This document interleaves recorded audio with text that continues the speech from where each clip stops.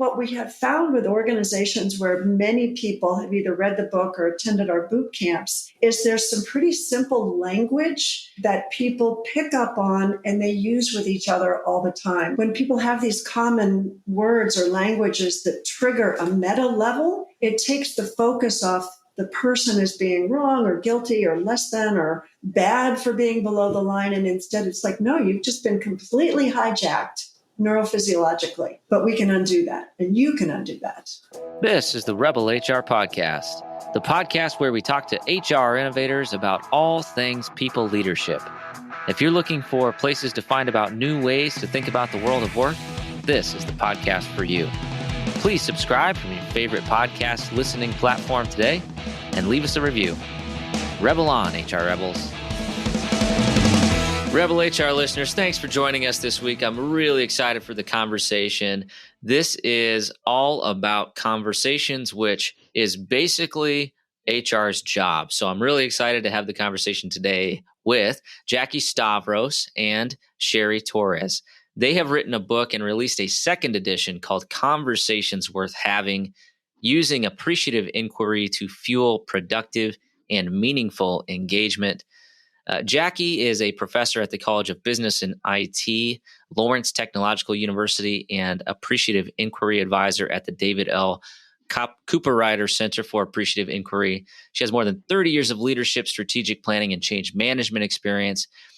Sherry is CEO and lead catalyst of Collaborative by Design, a consulting firm that helps organizations improve performance, retain talent, and transform communication and culture with more than 35 years of leadership, teamwork, strategic planning, and culture transformation experience. Thanks for joining us this week. Thank you so much. Thank you. Well, I'm really excited to start to dig in here. And, I think what a perfect topic, conversations worth having, which is, basically what we do all day long is have some sort of conversation. So making sure that they are conversations that we should be having or are worth having seems like a pretty interesting topic for us here at Rebel Human Resources. So why don't we start off? I'd just like to understand what prompted the interest in conversations worth having.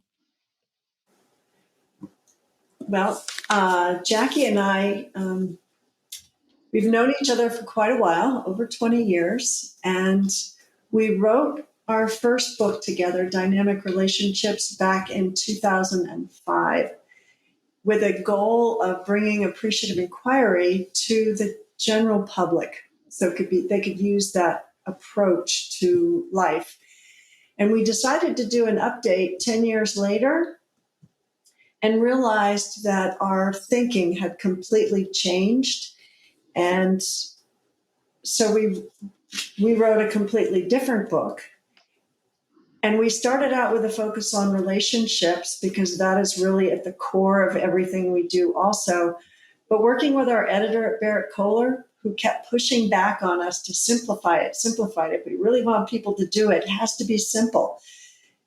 We finally realized, this is about our conversations. How can we do our conversations so they create the kinds of relationships and practices so that we can live our best lives and be successful? Yeah, I would just add to that if you're listening, think about how much of your waking hours you are having a conversation with yourself, with others, whether it's on media platforms, emails, social media. We get people to say anywhere from 90 to 110% of the time they're having conversations. Absolutely. And I think about that, conversation in general, and I said this before we hit record, that's just what we do, in human resources. We're all about the people, right? And in order to impact and influence people, you have conversations with them.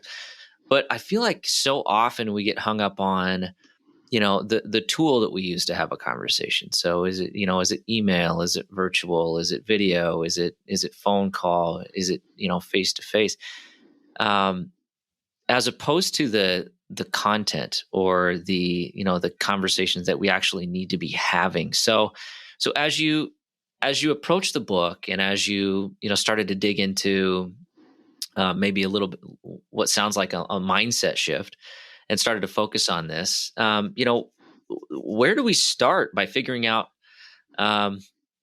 where should my energy, where should my conversations be focused, and how do I prioritize the conversations that are worth having versus maybe those that aren't? So where do you start? That's a great question, and that's what brought us to the second edition of the book. It's called Tuning In, and if you would just, if you just learn to tune in, which is, pause, take a deep breath, and get curious, and ask yourself before which of those conversations, where am I? And imagine you had this imaginary line. And above the line is appreciative. You're in a space where I value you. I value the situation, even if it's a difficult person or a difficult situation. But you want to be coming from above the line, which are affirmative conversations, conversations worth having. And if you're below the line, you're in that depreciative, that protect mode, and your conversations are going to be maybe perhaps critical or destructive, and you're below the line, and you don't want to be entering conversations from below the line. So just the technique of pausing, taking a deep breath, getting curious, and ask yourself, where am I? Yeah.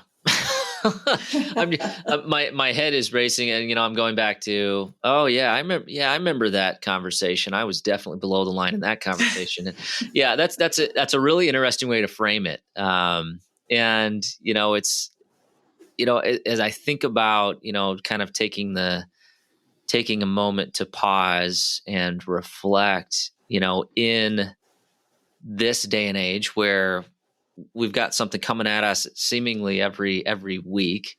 What tactics can we use to be aware of that line and to really inform how we approach making sure that we are having conversations worth having? I think they're kind of twofold.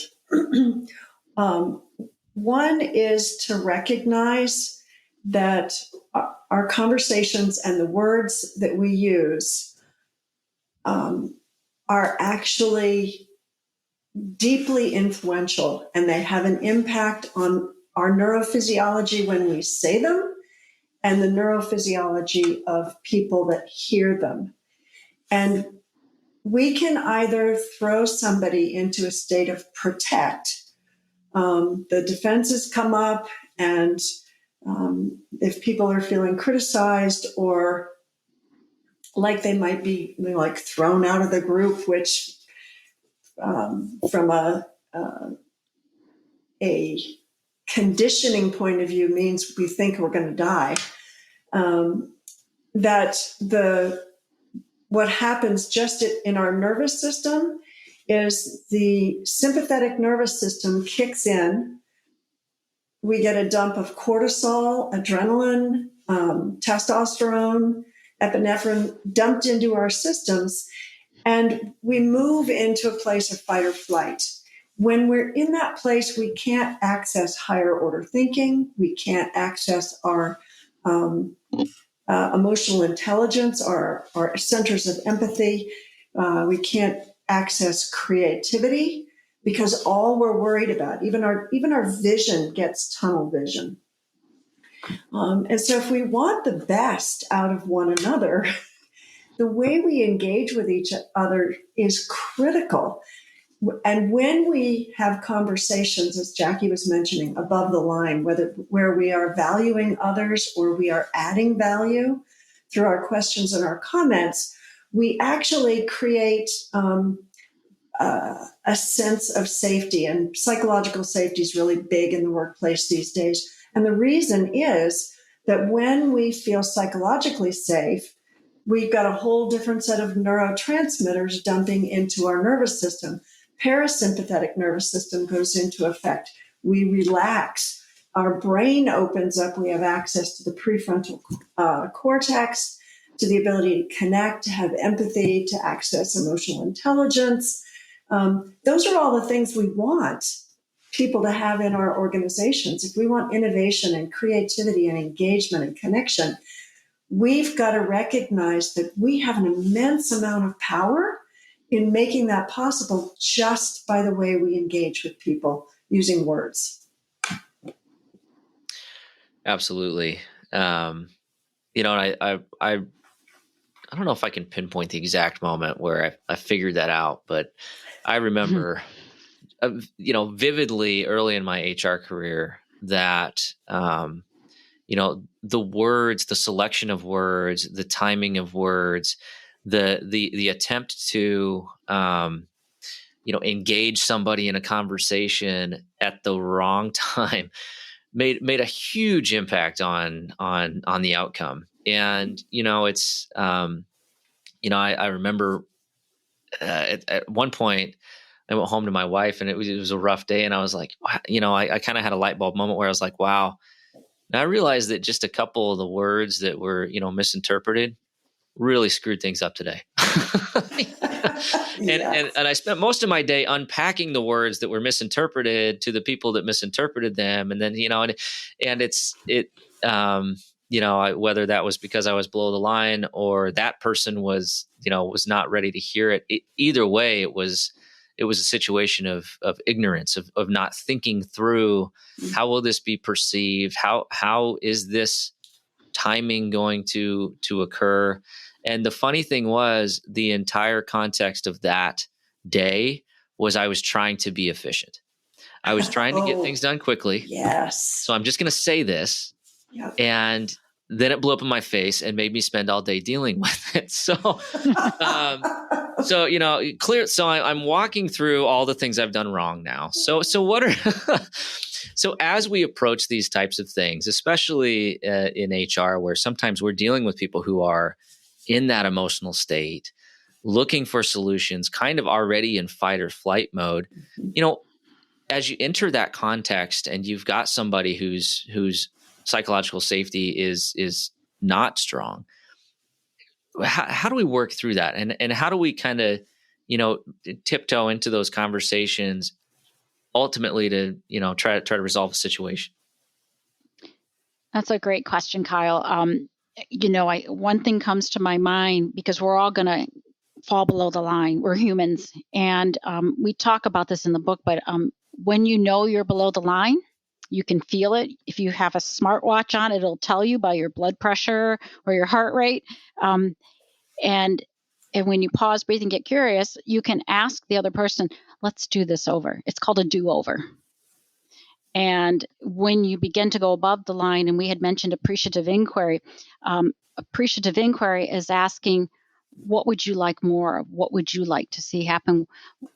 What is it you'd like to talk about? Because people usually come in with their problems, what they don't like, what they don't want to talk about. And that's where you need to, through your questions, as one of the practices, generative questions or framing, really begin to talk about, what would you like to see happen? What would you like to talk about today? What do you want to see more of? So when you're asking those types of questions, is that kind of flipping the switch in the brain to go away from kind of that, I don't know what the right word is for it, like almost that animalistic fight or flight, Reactive. kind of aggressiveness into kind of the higher level self? Yes. And that's where the science is behind it, because a generative question can create that frame, that positive frame, by just asking the questions. And sometimes you have to ask the same question 3 times, because the person's in such a disconnect, protect mode that, how do you see it? And they may give you a funny look. Let's talk about what you'd like. And so sometimes asking the same generative question 2 or 3 times, they begin to relax, they begin to open up, and they want to engage in a conversation worth having with you. And sometimes they just want to be heard first. And so asking the question that says, tell me what's going on. What is happening? How's it impacting your ability to work? And then moving to, okay, what do you need or what would you like to have happen, can be highly effective. Often being seen and heard is enough to shift somebody to being ready to move to something else, as opposed to being dismissed or stopped. Absolutely. I think, that's a really powerful tool. And I don't ask me where I heard this, but the question I like to ask is, so what does good look like for you? Or something Right. along those lines, right? Yep. And a lot of times we're like, well, I don't, what? It's like, I don't know. I'm just, you're supposed to tell me what, you're supposed to tell me how to fix it. But it's, a lot of times, I have also learned this through, trial and error that, I assume that I understand what somebody actually wants me to do. And I'm just flat out wrong. And, and sometimes I'm unequipped to even help them with that. And it's really about making sure they're connected to the right resources that can actually help them. So one of the things I wanted to ask, and I'm sure my listeners are probably feeling this, especially as we go through, we're recording this in January. There's a COVID spike. There's all sorts of questions around work from home. There's wage inflation. Like there's all sorts of things coming at HR right now. I guarantee you that many of us are dealing with people who just want to vent. Mm-hmm. And a lot of times HR's office can kind of turn into what I call, it's like the school counselor, right? Where you walk into the office and people just kind of sit down and they just start to complain. And while I want to help people have, good relationships and connections at work, and I think most HR people are fairly empathetic and want to help people solve their problems, a lot of times those conversations are draining and really don't resolve much. So as we're dealing with those types of interactions, or maybe that's what people assume HR should be, how can we take those types of interactions and make them conversations worth having?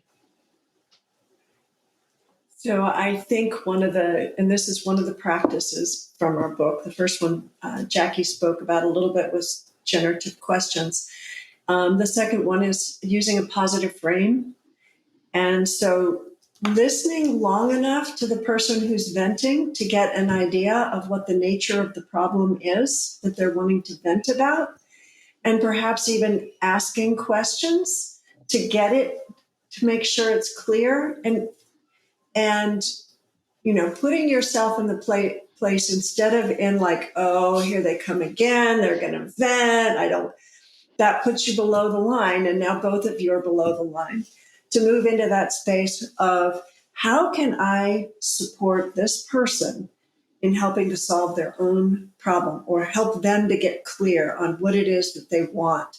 So flip it around in your own mind to a challenge, to help the person create a positive frame for what they are wanting.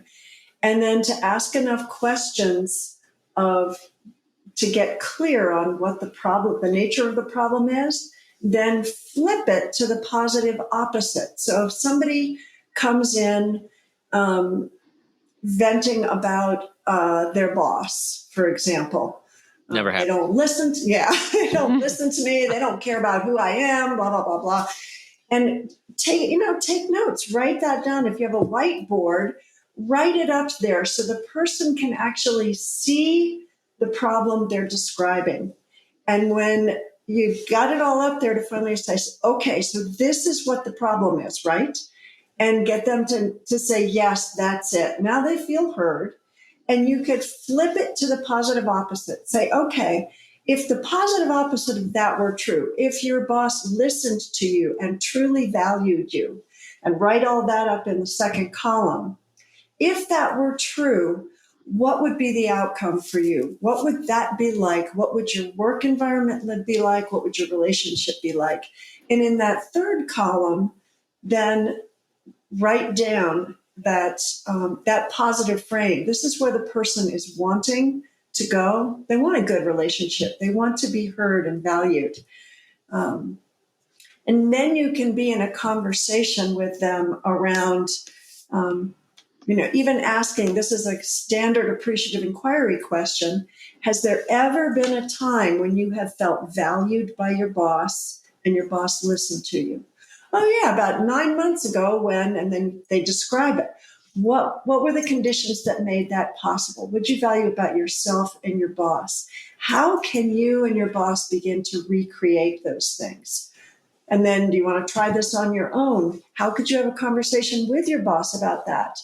Do you want to have a conversation with me and your boss and you?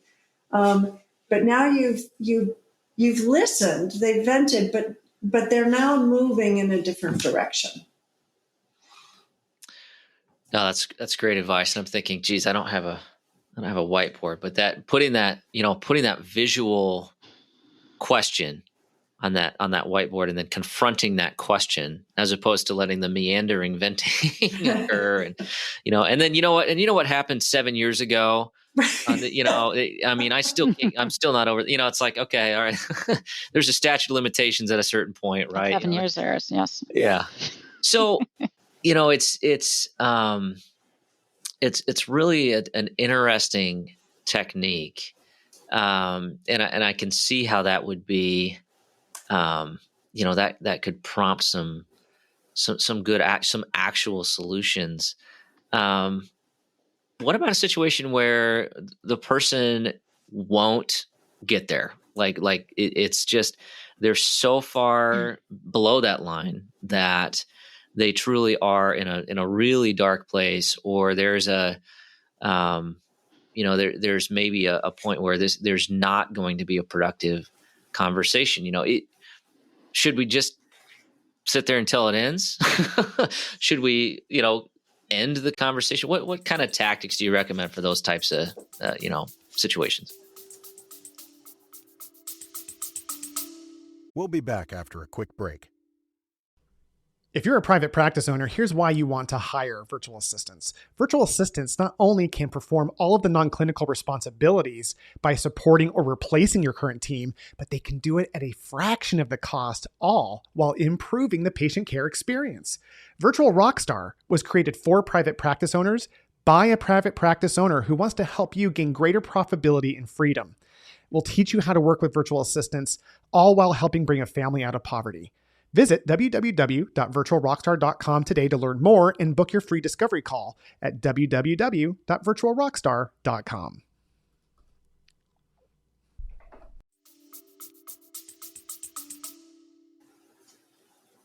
There's one suggestion that I would make, and especially if it's already been going on, if you've tried to flip it, it doesn't. They won't flip. They're just stuck down below. Just to say, okay, let's pause on this conversation just for a minute, and let's take a look at what's going on at kind of the meta level for you right now in terms of your ability to access your own creative potential and your own best self, in terms of being able even to identify what is it that I want. And I would bump up to the meta level of saying, here's what's going on neurophysiologically as you keep going over this and over this. And you're going to move yourself further and further and further away from the ability for you to find any answers. And if that's what you want to keep doing, then go for it. But if you want out of that cycle so that you can reach your own full potential, then I am delighted to help you work through that. But we've got to get some different neurotransmitters going. So it takes the focus off you're wrong, or the reason you're so far down below the line is because you've had this huge dump of cortisol and testosterone, and it's flooded your system. And we can switch that. And what we have found with organizations where many people have either read the book or attended our boot camps is there's some pretty simple language that people pick up on and they use with each other all the time. Like, oh my goodness, I am so far below the line. What can I do to help you get above the line? Or, wait a minute, let's stop for a minute. Let's just name, what are we dealing with? What's the issue here? Let's name it. And so when people have these common words or languages that trigger a meta level, it takes the focus off the person is being wrong or guilty or less than or bad for being below the line. And instead it's like, no, you've just been completely hijacked neurophysiologically. But we can undo that, and you can undo that. And adding to what Sherry said is sometimes it's things you are unaware of. It could be the person's not sleeping enough. They're not hydrated enough. There can be physiological things that have put you below the line before words even put you below the line.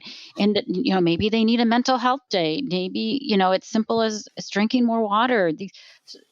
Certain things in your body pull you below the line before you've entered a conversation. Or as my kids might say, dad needs to eat. Yes, exactly. yes. Your blood sugar levels off. Yeah. Wait, and let me just add one other thing to that, because what that triggered for me is when somebody keeps going on and on like that, it might be the time to just pause and say, what's really going on for you? Because it may have nothing to do with the fact that they're railing up here, but their partner is threatening to leave them, or or they're overwhelmed because of COVID and filled with anxiety, or they've decided this isn't the place for me to go and I don't know where else to go. This episode is brought to you by Namely. With workforces continuing to evolve, it's more important than ever to keep in pace with the nature of business. But it can be even harder to stay ahead and keep employees connected and engaged.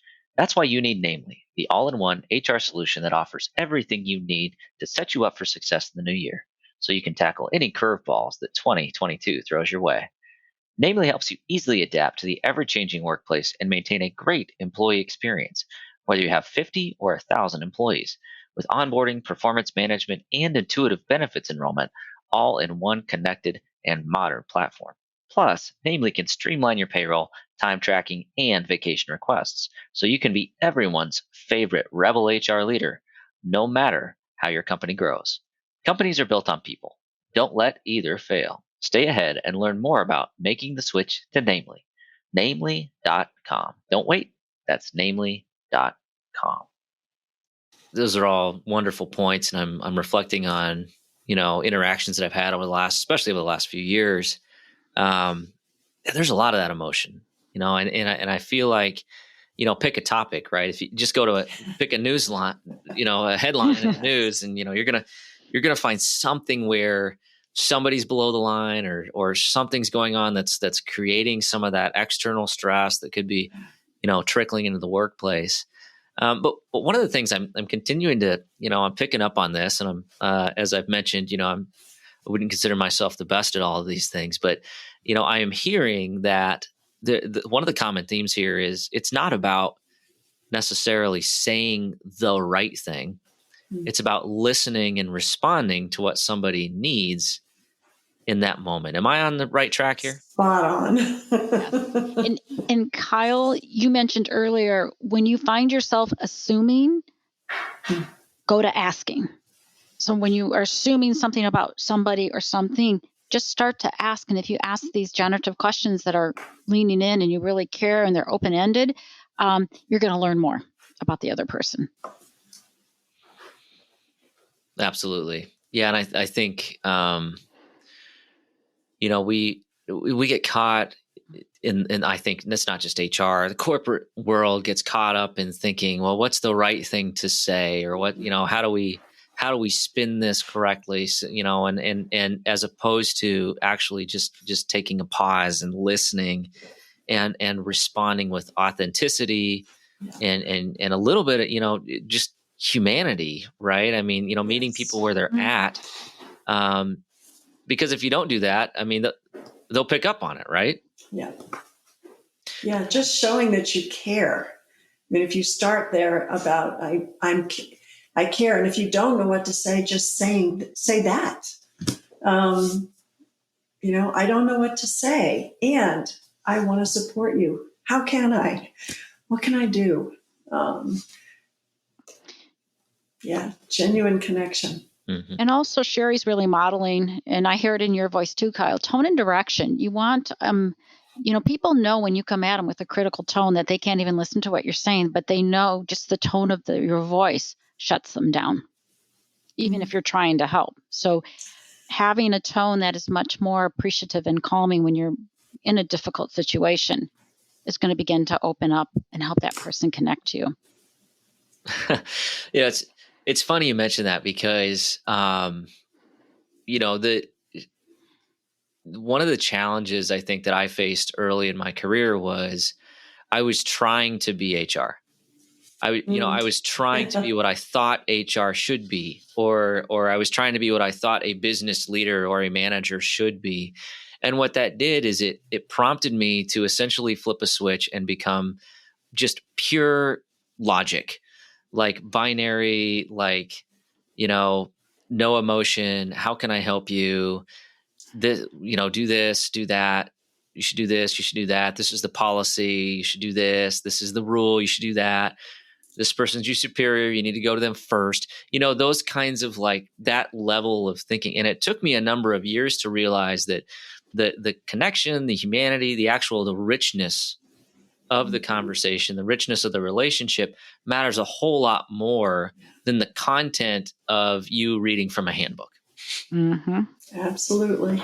So absolutely, just wonderful content, and I think something that we can all learn from, and I would just ask my listeners to think about reflect on those times where you've had a bad interaction, and ask yourself, was I above or below the line in that interaction?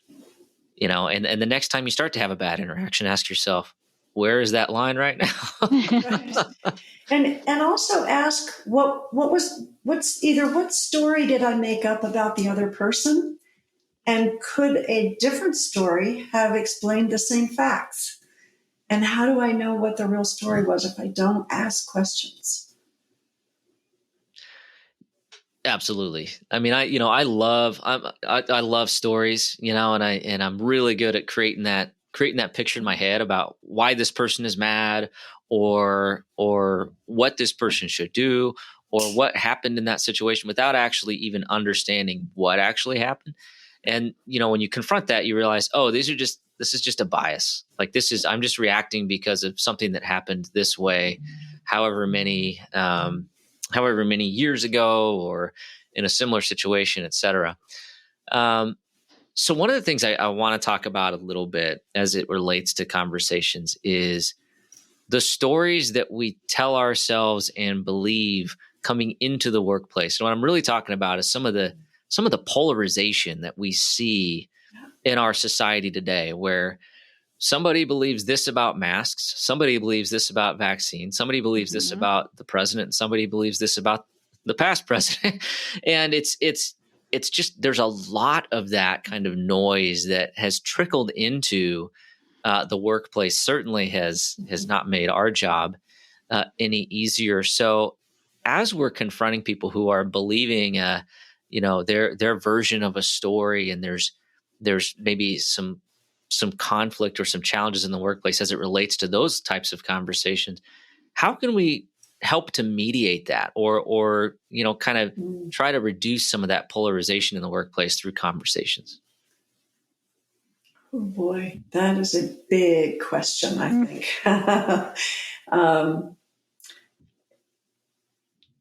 Especially when being in the workplace under COVID scenarios can raise all sorts of anxieties for people, no matter what side of anything you're on.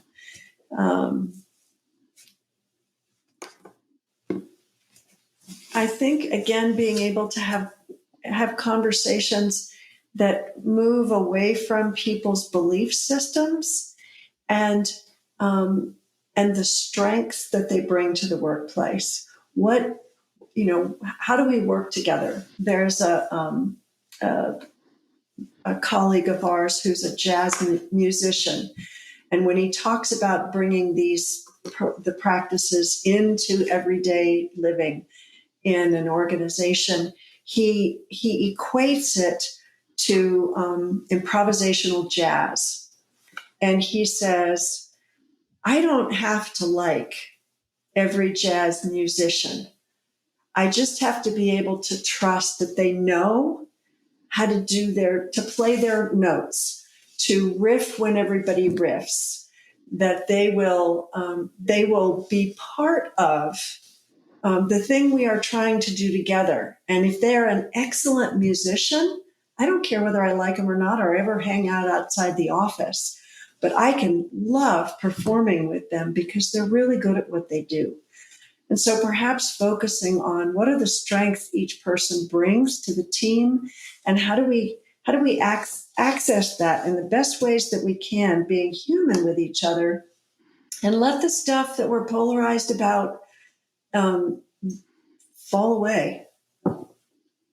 That might be one approach. And I guess it also depends on whether somebody wants to keep harping on it, and they want, there's a lot of juice that comes out of stirring the pot, and the pot gets stirred every day by the media. So I would add to what Sherry's saying. So we're talking about asking these generative questions, make room for diverse and different perspectives.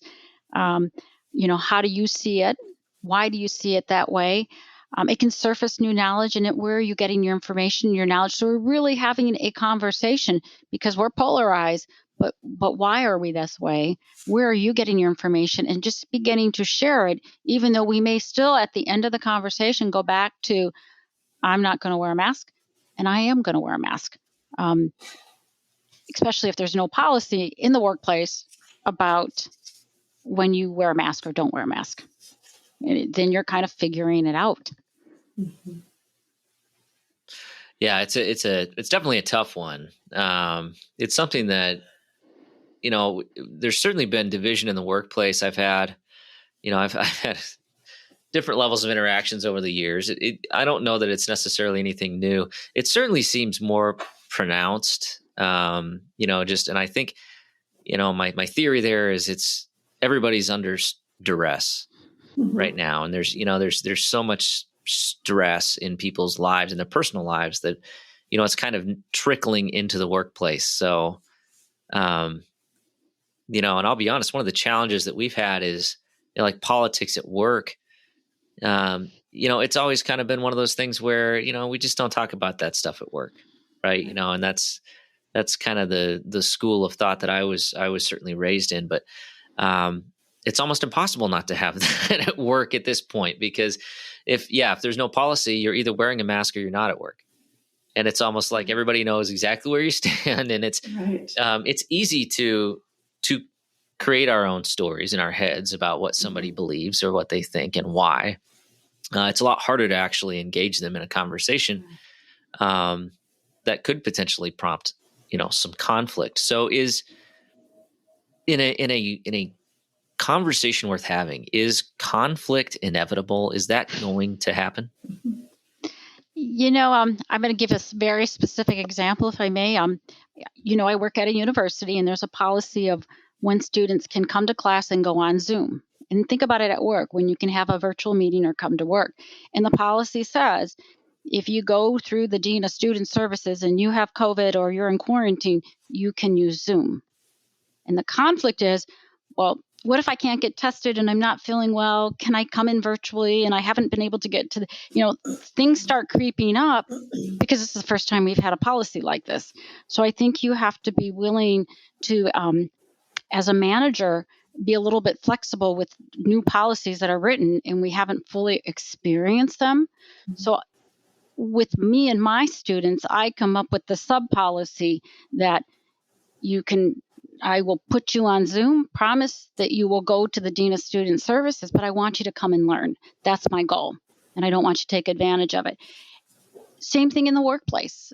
Somebody wants to stay at home versus coming in, but they haven't gotten their COVID test or whatever, is beginning to trust your employees to say, all right, what we really need is you in this meeting. Let's get you on the platform, and then we will deal with some of the surrounding issues around that, because this is very new territory for everybody in the world dealing with the pandemic.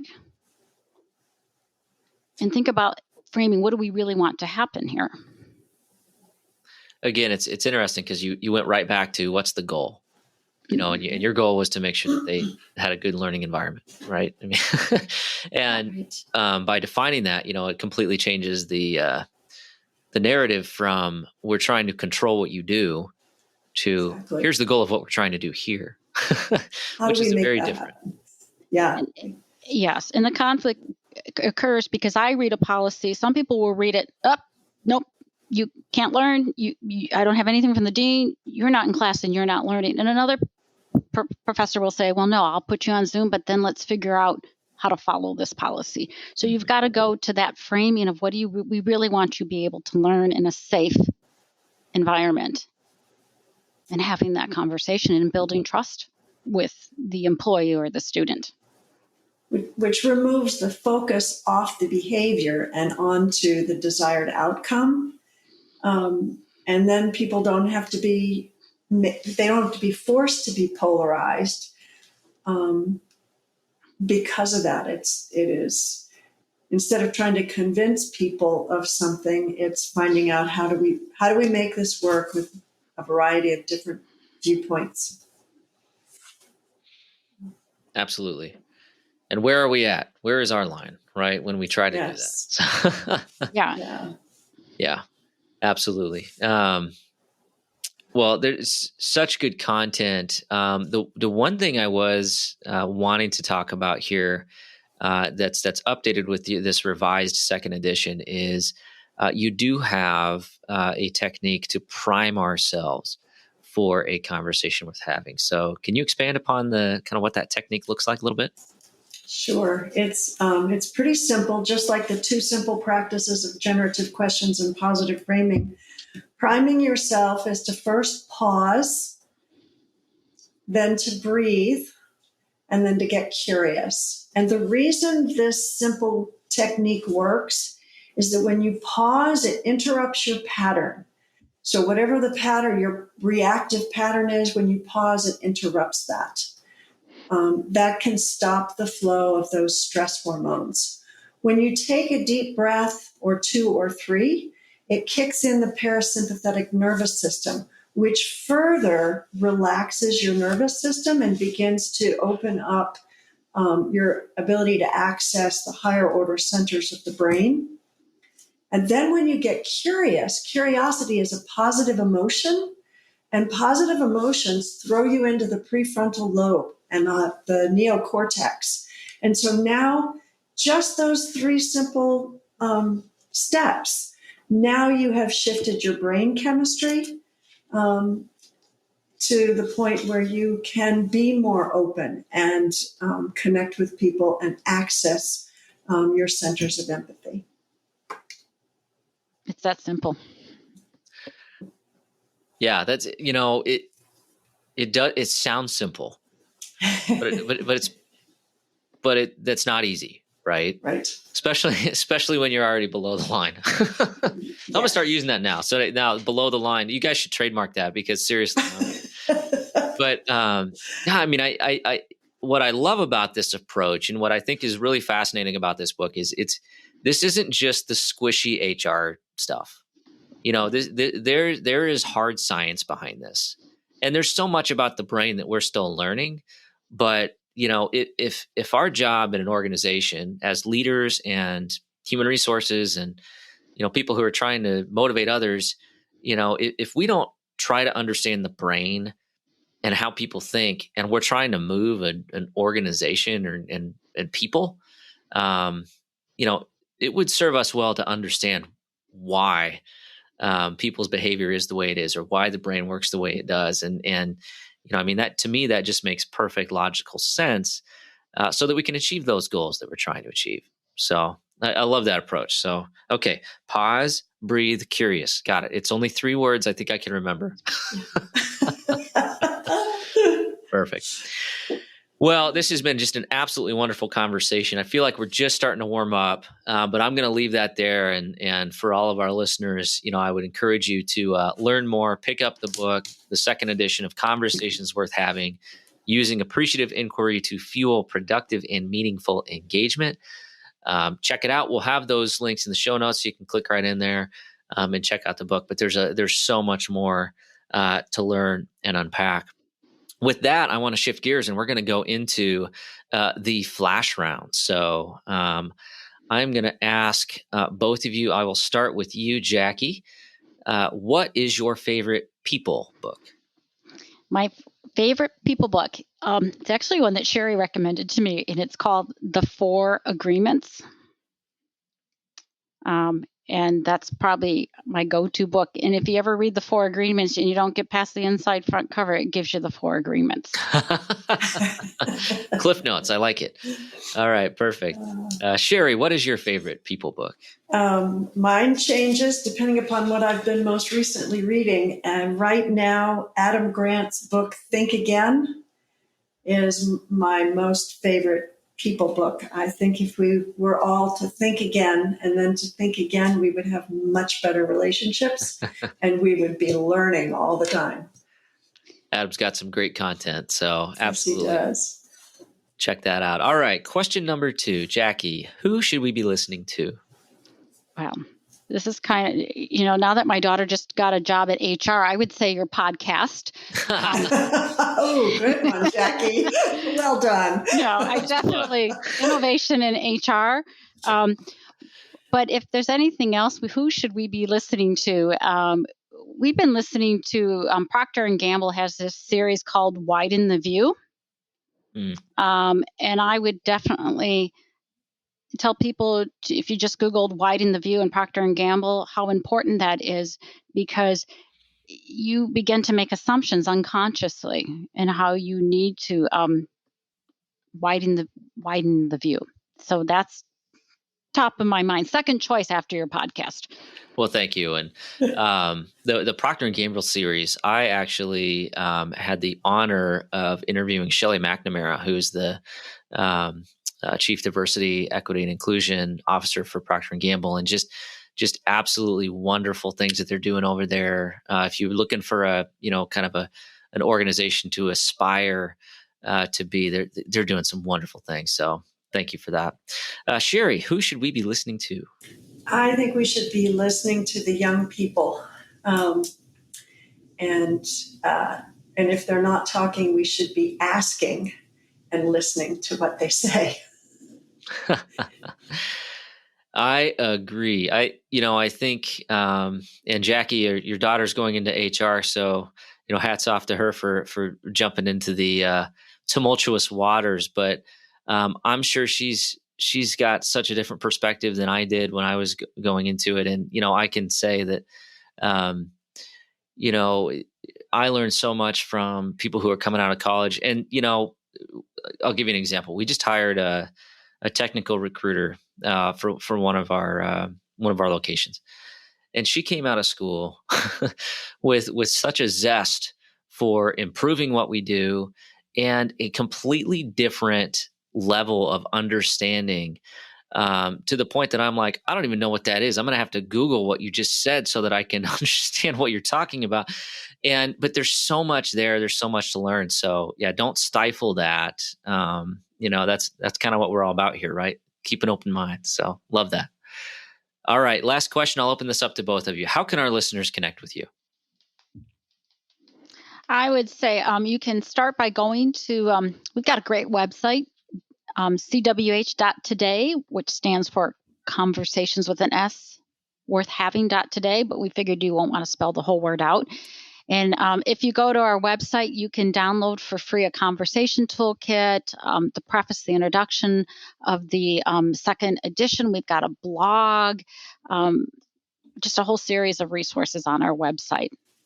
Yeah. We also offer conversation boot camps that we know the practices are simple, but as you said, Kyle, they're not easy. And so our boot camps are really intense experiential opportunities to practice retraining the brain. And we have 2 of them. One is a kind of basic conversation boot camp, and one is on strategic conversations. Awesome. And we will have all that information in the show notes. So open up your podcast player, click in, check it out. Just some really great content. And thank you for spending the time and investing your energy and expertise into this book. Really been a great conversation today. Certainly a conversation worth having. So thank you both. Thank you so much. Thank you so much, Kyle. Pleasure. All right, that does it for the Rebel HR podcast. Big thank you to our guests. Follow us on Facebook at Rebel HR Podcast, Twitter at Rebel HR Guy, or see our website at rebelhumanresources.com. The views and opinions expressed by Rebel HR Podcast are those of the authors and do not necessarily reflect the official policy or position of any of the organizations that we represent. No animals were harmed during the filming of this podcast. Baby.